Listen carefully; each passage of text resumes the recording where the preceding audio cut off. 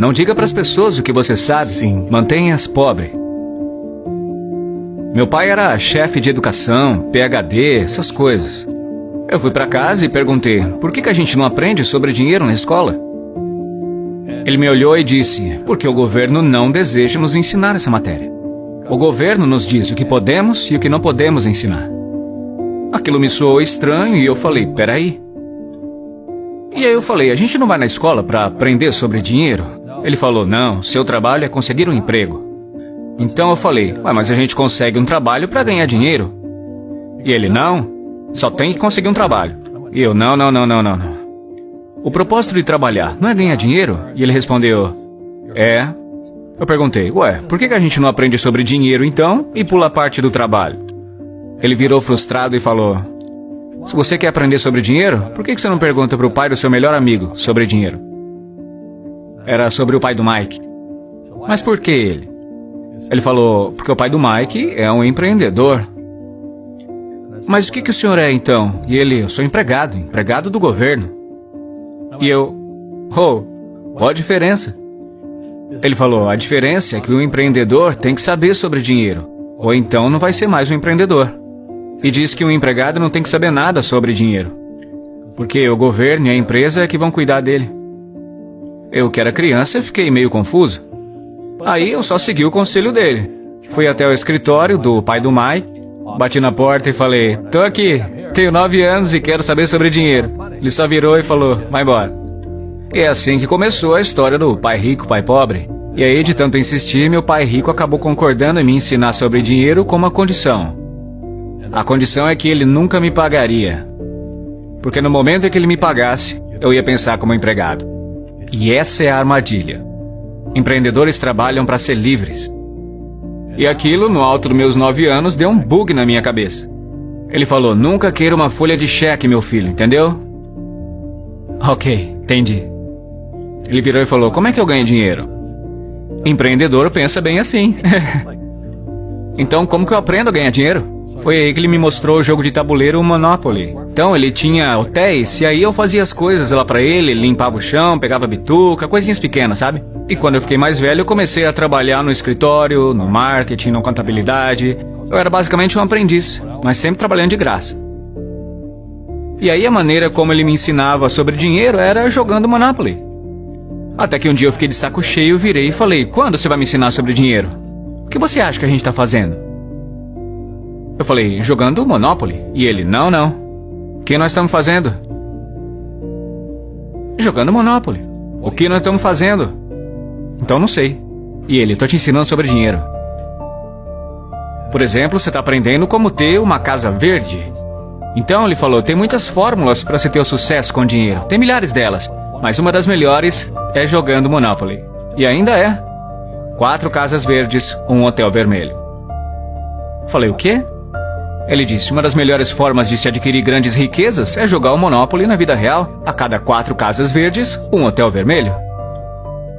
Eu falei, é isso mesmo? E ele, é isso.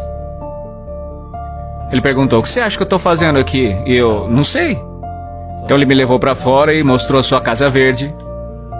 E aí se passaram 10 anos, eu já tinha 19, estava numa escola em Nova York. Foi quando eu voltei pro Havaí, meu pai rico já tinha comprado um pedaço de terra maior do que a metade da praia do Waikiki.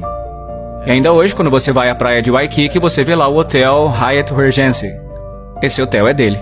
Assim como no jogo Monopoly. Assim como no Monopoly. Adquiriram os ativos e tornaram eles maiores. Ele apenas manteve o que hoje chamam de assembleia, porque a propriedade não era tão grande naquela hora. Então ele teve que comprar todos os comércios menores.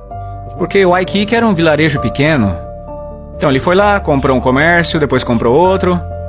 Demorou algum tempo, mas finalmente ele montou esse pedação de propriedade. E depois ele montou o Hyatt, que agora é um hotel gigante. E que depois ele vendeu por 800 milhões de dólares. Então, foi dessa maneira que eu aprendi sobre dinheiro.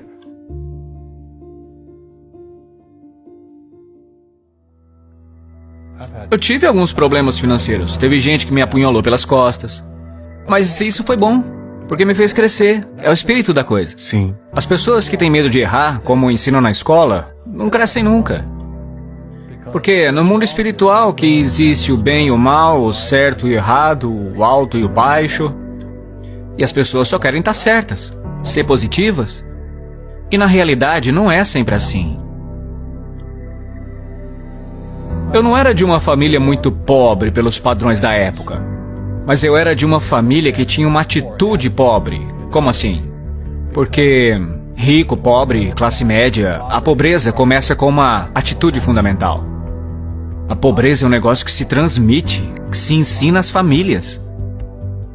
E a classe média é ensinada nas famílias.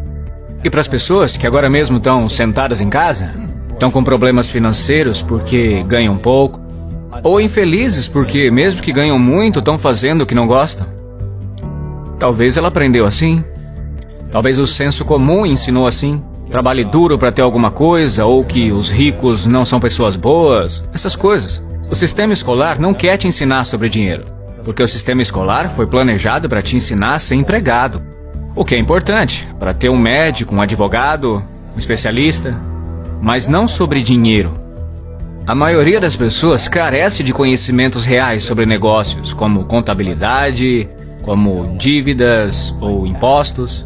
Você tem que saber sobre essas coisas, mas na escola, ninguém ensina. Então quando as pessoas me perguntam, como que seu pai rico aprendeu isso? E seu pai pobre, que era estudado, não. E a resposta é muito simples, é porque o pai do meu pai rico morreu quando ele tinha 13 anos. E aí ele se viu com 13 anos tendo que tocar os negócios da família. E para ele ter que deixar a escola por isso, foi uma bênção. Às vezes a bênção vem assim. No começo pode parecer algo de muito ruim, mas depois se torna uma bênção.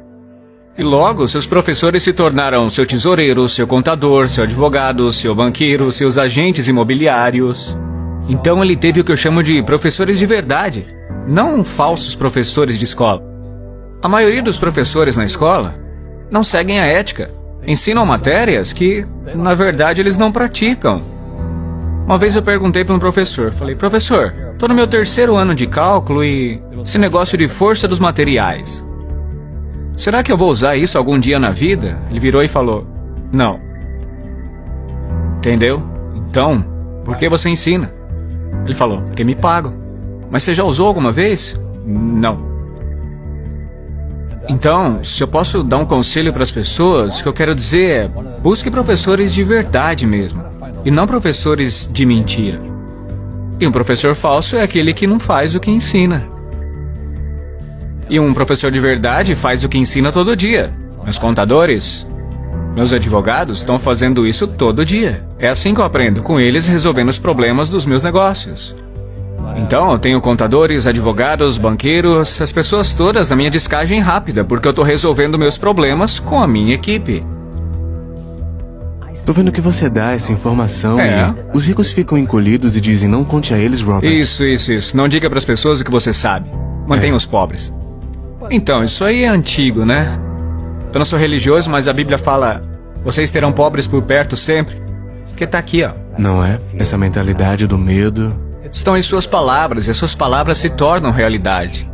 Ok, eu não sou muito religioso, mas quando a pessoa fala não posso, não consigo, ela se afunda. Se torna aquilo que disse. Meu pai formado falava, você acha que dinheiro dá em árvore? Não dá pra comprar isso. E meu pai rico dizia, é por isso que ele é pobre. Um pobre diz, como é que eu vou comprar isso? Nunca vou poder pagar. Porque no fundo isso é um escape. Isso é um escape, entendeu? É mais fácil falar assim. E o seu pai rico dizia o quê? Em vez de não tenho dinheiro pra isso. Como eu posso pagar? Como eu posso fazer? O que é necessário fazer para chegar lá? Ele dizia, uma pergunta abre a mente e uma afirmação fecha a mente. Veja, quando você diz não posso pagar por isso, sua mente fecha. E acaba acontecendo o que você disse. Rugby e futebol. Os dois têm equipe, mas com regras diferentes. Outras pessoas são golfistas, jogam sozinhas. Cada um joga de um jeito. E no jogo financeiro, eu sigo as regras dos negócios de imóveis. Então, o que eu digo para os jovens é, encontre o seu jogo.